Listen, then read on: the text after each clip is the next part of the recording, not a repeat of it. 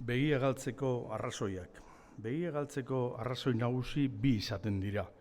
Eritasuna edo istripua. Nire ikasle batek tumorea izan zuen erretinan andereñoan nintzen denboran. Beste datu bat, bide batez, umeen espontaneitateaz zer gertatzen zaizu begian, galdetzen zidaten. Ez zuten espero izaten erantzuna. Nebaren kuadrillako arrantzale batek begiatara zuen sare bateko enpatxua aiztoarekin libratu nahirik zebienean. Aiztoak gorantzi ez eginde indar biziz. Solokoetxeko ambulategiko administrari batek esan zidan bere koinatuak zauri larria jasan zituela autoistripu batean. Ez dituela kentzen betaurreko baltzak, txarto darama kontua. Bada atentatuetan begia galdu duenik ere, eta manifetan. Irautzaren hildotik zinemutuan dugu adibide trentidun bat. Potomoik korazatua filmeko triskantza, Eisenstein 1935.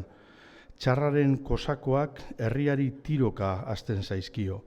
Boltxebikeen aurkako errepresialea gisa, bala batek begi-begian jotzen du emakume bat. Bere umearen kotxearekin iesi doala. Kotxetxoa Odesako eskaileretan behera labantzen da, eta abar. Ikustekoa da ama horren begialde trilatua.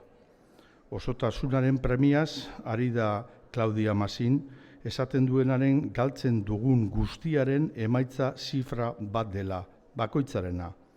Eta gurea den zenbait galtzen dugunean, galtzekoa ez den zerbait, gure zifra inexaktoa dela betieren. Zifra inexaktoz beterik egoten da okulistaren itxarongela. Eta galdu irabazien balantzea egiterakoan ezin baieztatu begi baten mentz duena besteak jasotzen duenik. Ez ikusmenean, ez diztiran.